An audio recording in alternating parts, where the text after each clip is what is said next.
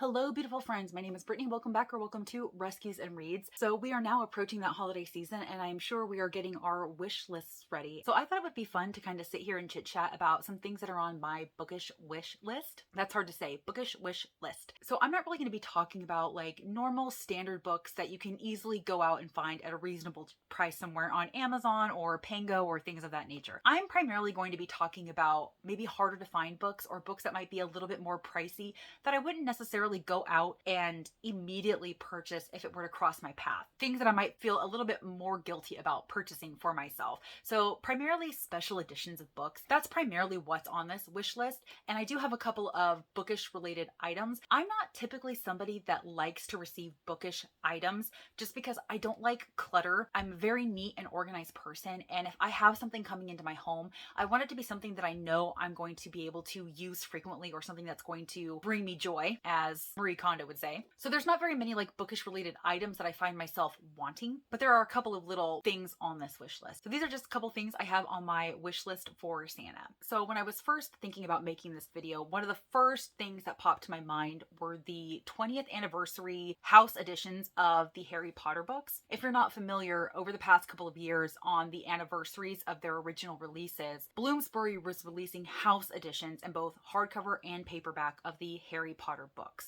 And these books typically had special content in them related to the specific house. So you had a Gryffindor, Slytherin, Ravenclaw, and Hufflepuff edition of each story. And I believe I have books 1 through 4 in all house editions. So that's 16 books. And I just kind of stopped collecting them, not because I didn't want them anymore, but it was more just like I had other things that I wanted to prioritize spending my money on. And having more editions of Harry Potter wasn't it. I do consider myself a collector and I do like having multiple editions of Harry Potter, even though I'm not going to read those specific editions. But it just wasn't a priority to continue collecting these. And now the longer I go without getting them, the pricier that they are. So I would need Order of the Phoenix, Half-Blood Prince, and Deathly Hallows in all 4 of the editions. So that's like 12 books in hardcover edition. And that's a little bit pricey.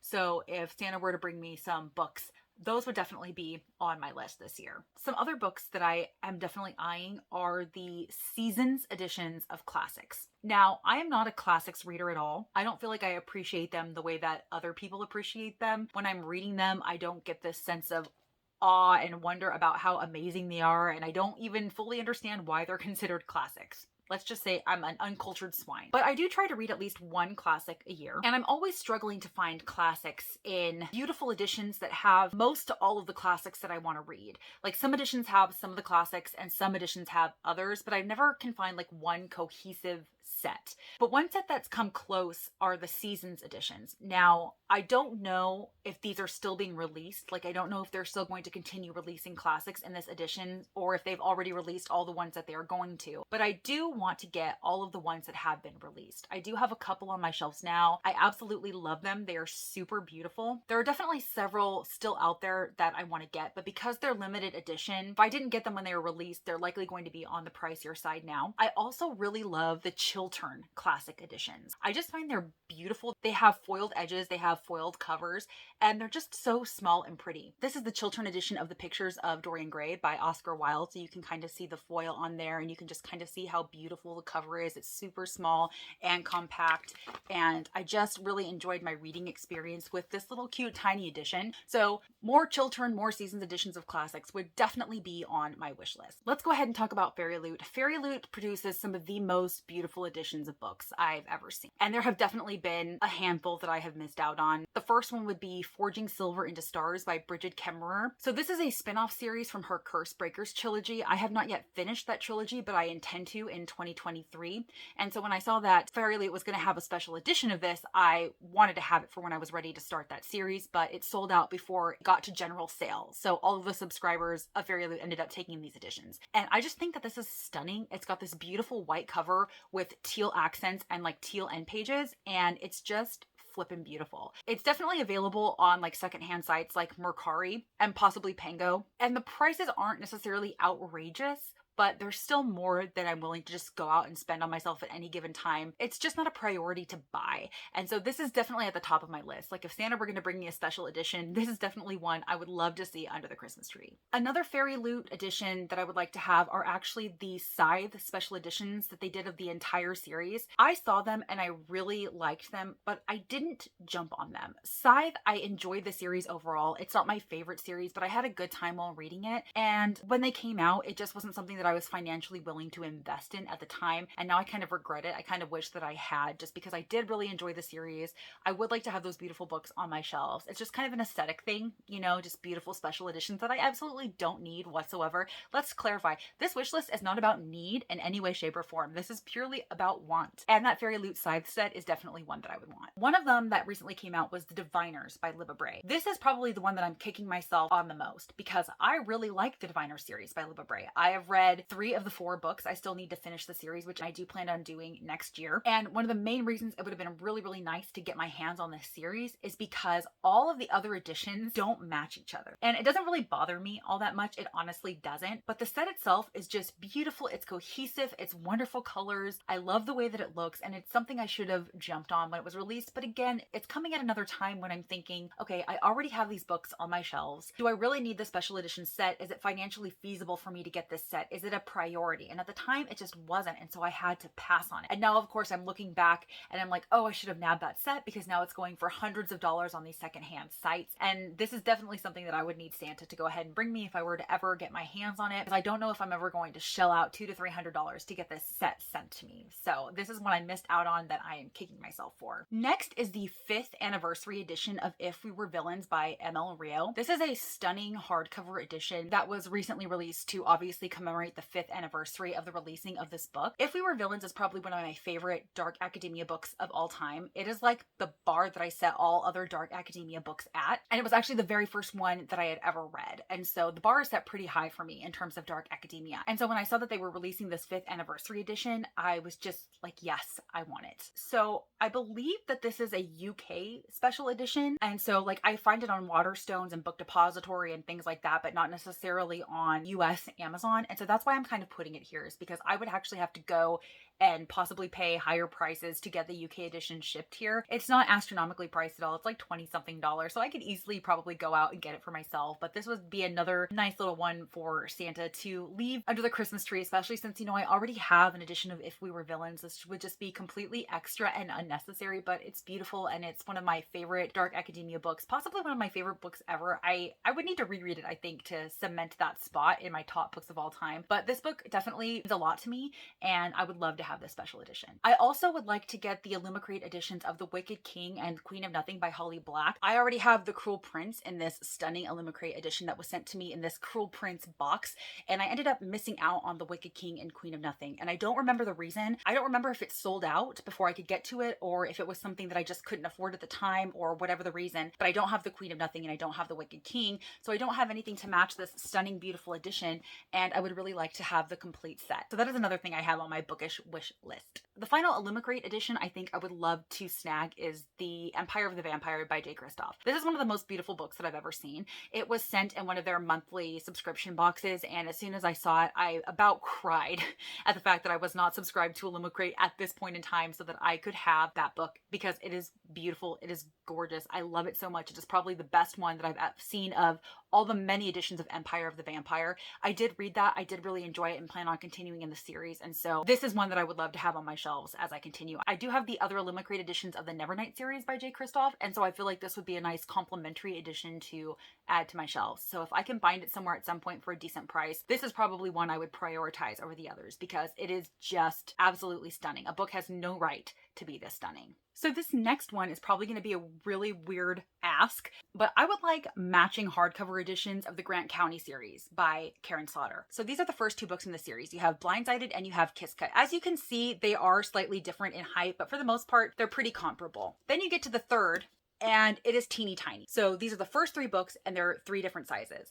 And I just recently finished the 4th book and I have no idea what size is going to come to me. Now, I don't even know if these are released in matching sizes. They're all from the same publisher, so I would assume they would be, but I have no idea why some are bigger than the other. And I don't even know if they went back and re-released them in the same size. I have no idea if this even exists. So I'm putting it out there. That's on my wish list, that I want matching hardcover editions of the Grant County series by Karen Slaughter. This is one of my biggest pet peeves. Let me go on a little rant for y'all. I have no idea why this happens. Why are there so many different sizes of hardcovers and paperbacks? Why can't there be one standard size hardcover, one standard size trade paperback, one standard size mass market paperbacks? Although I'm pretty sure mass market paperbacks are a standard size. Like, why can't they all be standardized? And then, you know, the UK typically has some different sizes as well. Like, they have their standards, we have our standards. I don't know why there are so many different sizes of books. I can handle if there are different editions of books, like if the covers don't match, but size really gets to me because I organize my bookshelves by authors and size. So I don't really want all my Karen Slaughter books to be in separate places on my shelves because they're different sizes. So it's just a pet peeve thing for me. So I would love to have all of these books in matching sizes on my shelves. This next one is also another one that I could probably easily just go and order, and that's the UK edition of Carrie Soto is Back by Taylor Jenkins Reid. For some reason, the UK editions of these books are just stunning. I already have Daisy Jones and Malibu Rising in this edition, and so I want to go ahead and get Carrie Soto is Back. I will, of course, also have the US edition, but there's just something stunning about the UK edition. So it is available on Book Depository. So what I really need to do is I just need to go on Book Depository and I need to add Carrie Soto is Back along with the anniversary edition of If We Were Villains to my cart and just place that flippant order. So I'm just kind of like sulking about it. Like, I don't want to make a Book Depository order. I don't want to have to go to this other site when I'm using so many other sites to place orders for books. So in the meantime, I'm just going to hope that Santa brings it to me for Christmas. Next on my bookish wish list would just be some subscription services. So I'm talking about subscriptions that I obviously don't currently subscribe to myself, or bookish subscriptions that I have not yet tried. So I'm not interested in getting subscriptions to ones that I've already tried and have stopped. So new ones that might be new to me or just new in general. One that I do have my eye on is Murder by the Book. So this is a site that Audrey from Chapter and Converse turned me on to. It is a local independently owned bookstore, I believe, in Texas, and they do their own bookish subscription service. I believe there are a couple of levels to it, and in one you can get sent like a hyped new mystery thriller suspense book, which is definitely right up my alley, and I think that that would also turn me on to some new authors and stories that I'd never heard of. That's one of the reasons why I really love subscription services, is that it can open my bookish world. It can cause me to read things that I might not normally read. So just any kind of subscription like that. There was a service that I was interested in. It was a mystery box service where you could go and select the genre that you were interested in, and they would put a bunch of different like books in a box that you wouldn't know what you were getting. So you would just pay one fee and have that box sent to you. But I believe the service that I was interested in using is no longer doing it, or they have paused it. So it wouldn't even be a possibility for me to do it. But that is something that I'm looking into. So certain things like that could just be fun and shake things up, where you get a bunch of books that you don't know what you're getting and do it like try a chapter to see if you're interested in starting any of them. I think that would be really fun to do. And finally, I just wanted to kind of briefly mention the non-book bookish items. So they're all actually planner related. I'm going to be doing for the second time the Always Fully Booked planner. It's by Little Inklings Designs. I do plan on doing a complete planner flip through for Bookmas when I get it, but by the time I get it, they might already be completely sold out. She sells 4 versions of this planner. She sells a colorful version in horizontal and vertical layouts, and then she sells a black and white version. And I believe 3 of those 4 have already sold out. And so I want to go ahead and mention it here and link her shop just in case you might be interested in checking them out and trying to get one, because once they sell out, they sell out. She does a brief restock in December, but then that's it. Because they are dated planners, she's not going to re-release them. She also does have a novel companion, which is undated and can be used at any point and does contain a lot of the same features as Always Fully Booked, but it doesn't have the actual planning component, so there are not going to be like weekly spreads in there. So if that's something that you're interested in, I wanted to let you know so that you can go ahead and check out her site, which I will leave down below, because these are excellent bookish planners. These are my favorite that I have found so far. They contain so many of the things that I would already include in a bookish planner. And because I'm not a creative person, I am not an artistic person, I find that bullet journaling is very, very stressful, and it's not something that I'm going to be able to maintain and keep up with. So though I like the ability to completely customize a bullet journal, it's just not feasible for me, which is why I love the Always Fully Booked planner. And I recently discovered that there is a sticker shop on Etsy. It's called the Shelfie Chronicles, that makes sticker kits completely dedicated to this planner that will fit, because the measurements of some of the boxes in the planner aren't the same as you might find like say in an Erin Condren or the Happy Planner. And so I love that she makes custom stickers, and they are are beautiful, they are gorgeous, and I've already placed and received my first order from the shop, and I definitely plan on placing another one. But if you are a planner,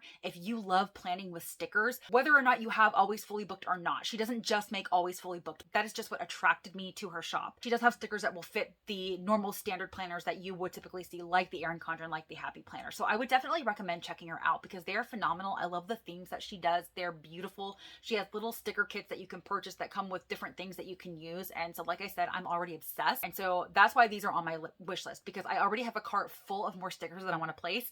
And I would really love Santa to save me from having to purchase them myself. Another popular shop that I've really enjoyed is Peanut Butter Taco on Etsy. She also does fantastic planner stickers, a lot of which are specifically devoted to readers. And that's again what makes these two planner sticker shops unique, is that there's a lot of stickers completely devoted to readers, which you won't necessarily see on a lot of other planner sticker shops. So if you are a planner, if you particularly plan out your reading like I do, that's one of the only things that I use a planner for, is reading. And so if you're like me and you are looking for stickers that you can use in your reading planner, whether it's a bullet journal or not, I definitely recommend the Shelfie Chronicles and Peanut Butter Taco. You can't go wrong. And so I would love to have some of these stickers in my stocking on Christmas. All right, y'all, that is it. Those are some of the books and non-book bookish items that I have on my wish list. Please comment down below and let me know what are some of the top bookish things on your wish list this year. I would love to know. I love seeing what's on everybody's wish list. And as always, if you like this video or if you just like me, please be sure to give this a big thumbs up and subscribe if you haven't already, because I would sure love to see you in my next video.